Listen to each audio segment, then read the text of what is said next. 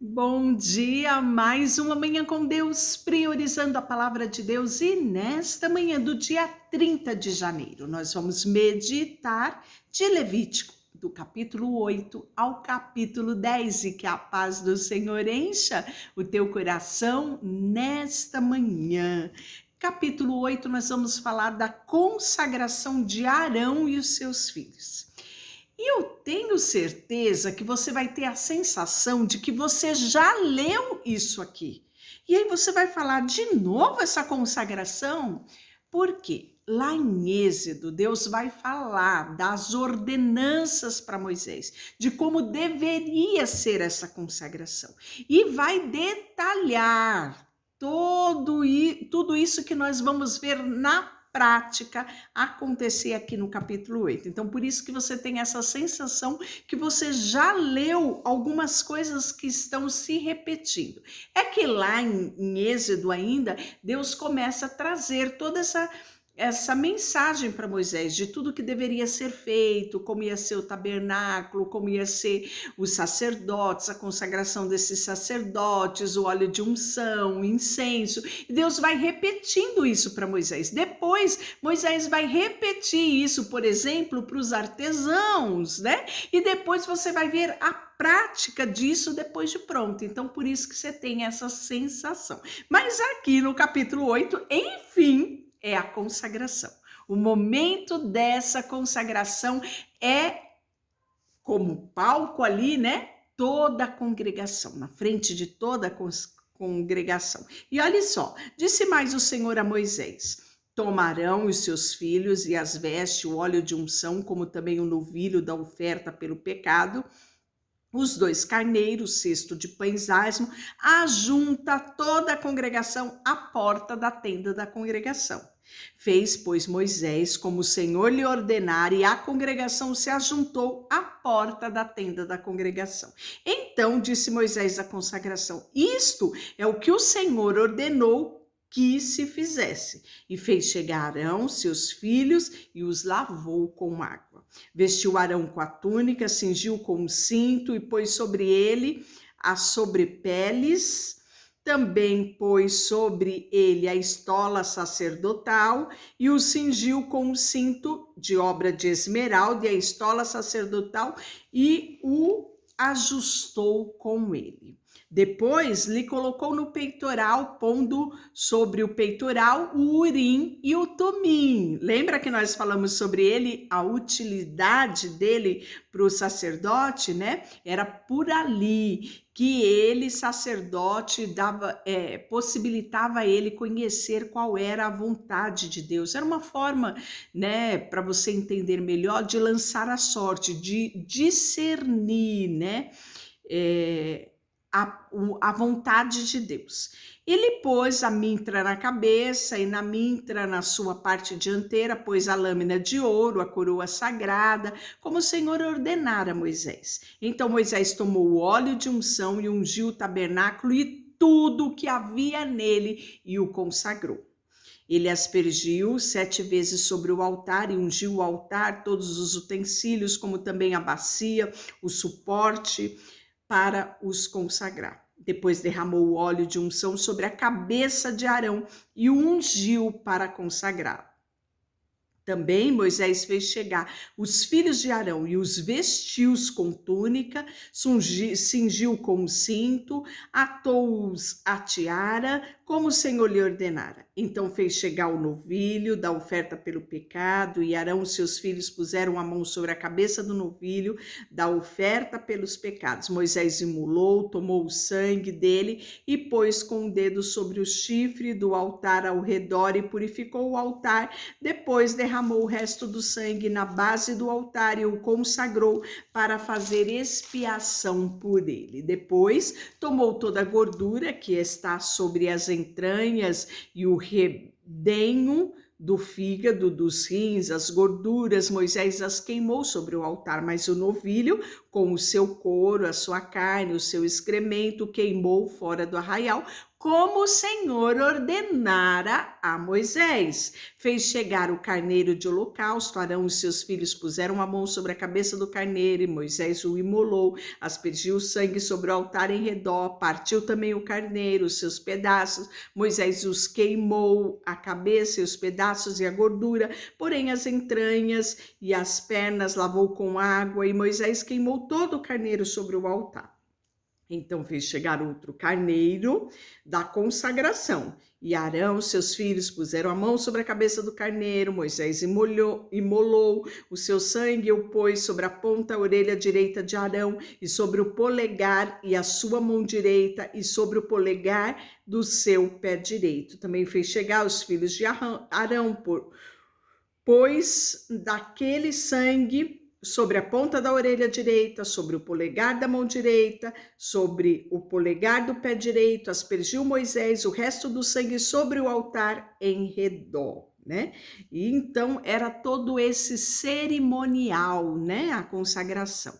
E aí no 26 ele fala que também do cesto de pães asmo que estava diante do Senhor, tomou o bolo asmo, um pão azeitado e uma oferta obreia e o pôs sobre a gordura e sobre a coxa direita. E tudo isso pôs nas mãos de Arão e dos seus filhos e moveu sua oferta movida diante do Senhor. Depois Moisés o tomou das suas mãos e o queimou sobre o altar de holocausto, porque era uma oferta da consagração por aroma agradável ao Senhor, queimada ao Senhor, né? Então nós vamos ver aqui todo o ritual dessa consagração dos sacerdotes. Como fez nesse dia, assim o Senhor ordenou que fizessem expiação por vós. Arão e os seus filhos fizeram todas as coisas que o Senhor ordenara por intermédio de Moisés. No capítulo 9, Arão oferece sacrifício por si e pelo povo, né? Então agora, depois dessa primeira consagração aqui, as consagrações não serão mais feitas por Moisés, e sim pelo próprio Arão, pelo próprio seus filhos, né, pelo sacerdote. Ao 8º dia chamou Moisés a Arão e aos seus filhos e aos anciões de Israel e disse a Arão: toma o bezerro para oferta pelo pecado e um carneiro para o holocausto, ambos sem defeito, e traze-o perante o Senhor. Depois dirás aos filhos de Israel: tomai um bode para oferta pelo pecado, e um bezerro e um cordeiro, ambos de 1 ano, sem defeito, para o holocausto, né? E aí disse Moisés: estas coisas que o Senhor ordenou fareis, e a glória do Senhor vos aparecerá. Está no versículo 6.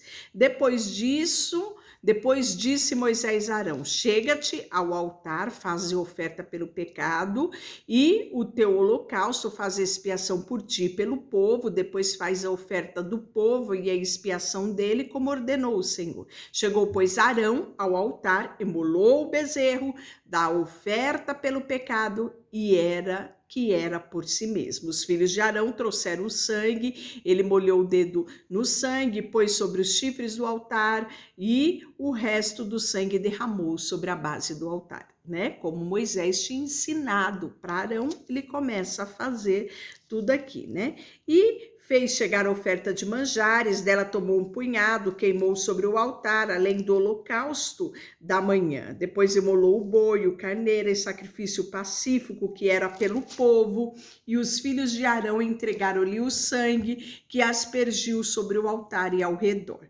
No 22 do capítulo 9 diz assim: depois Arão levantou as mãos para o povo e os abençoou, e desceu, havendo feito a oferta pelo pecado e o holocausto e a oferta pacífica.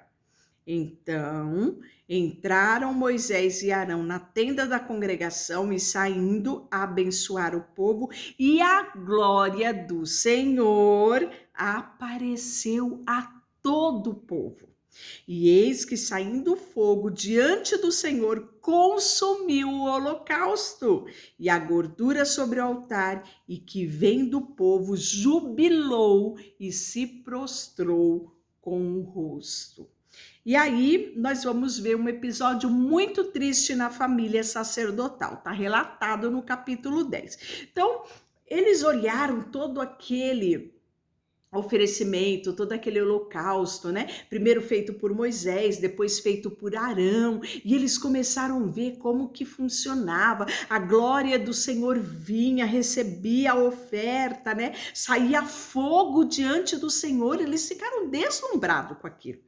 E aí, no capítulo 10, Nadab e Abiú, que eram filhos de Arão, também sacerdotes, tomaram cada um o seu incensário e puseram neles fogo.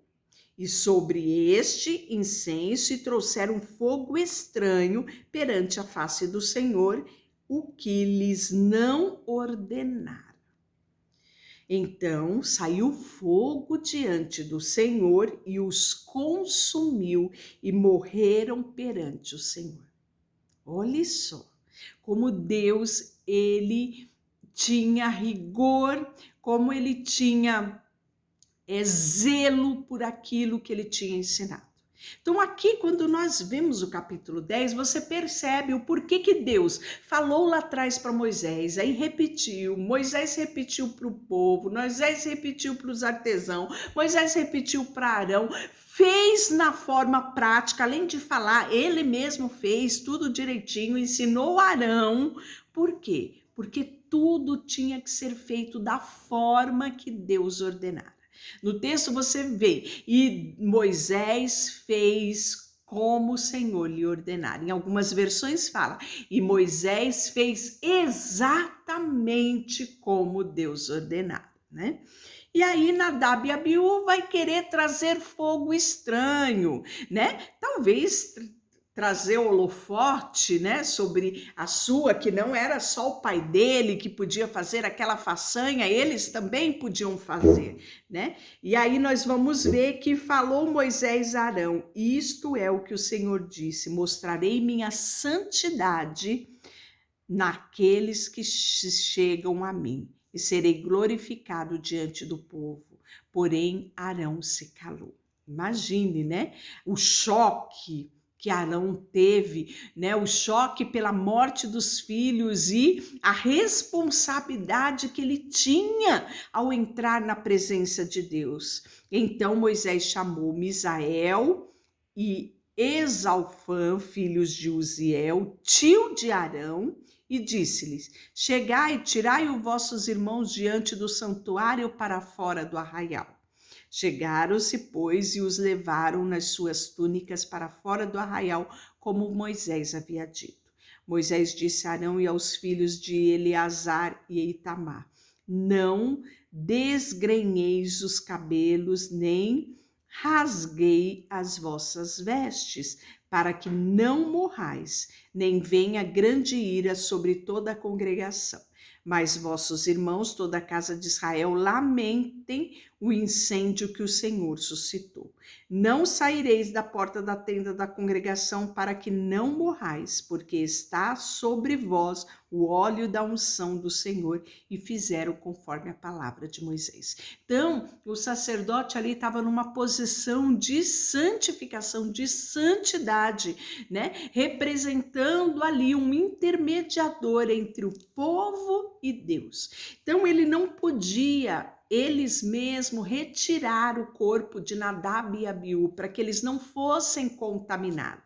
Então, por isso que Moisés chama Misael e Eusafã, que eram, na verdade, filhos do tio de Arão, né, primos deles, para retirar os corpos, né? E Arão não pôde lamentar a morte dos filhos por causa da posição de santificação e o óleo da unção descida sobre eles, né? Então aqui nós estamos vendo o zelo de Deus sobre a presença dele, o que representava ali o altar, o que representava, né, todo o cerimonial do tabernáculo.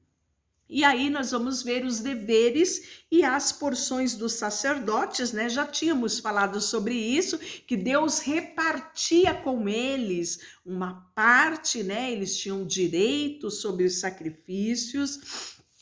E falou também o Senhor a Arão, dizendo: vinho ou bebida forte, tu e teus filhos não beberão, quando entrares na tenda da congregação, para que não morra. Estatuto perpétuo será isso sobre a vossa geração, para fazerdes a diferença entre o santo e o profano, entre o imundo e entre o limpo, né? E é interessante para ensinarem aos filhos de Israel todos os estatutos que o Senhor lhes tem falado por intermédio de Moisés, né? Então nós vamos ver mais uma vez Deus falando, né, sobre essa importância, esse posicionamento do sacerdote, né? E interessante que Deus chama a atenção, né, para que ele distingua, tenha distinção, faça a diferença entre o santo e o profano e ensine os decretos do Senhor.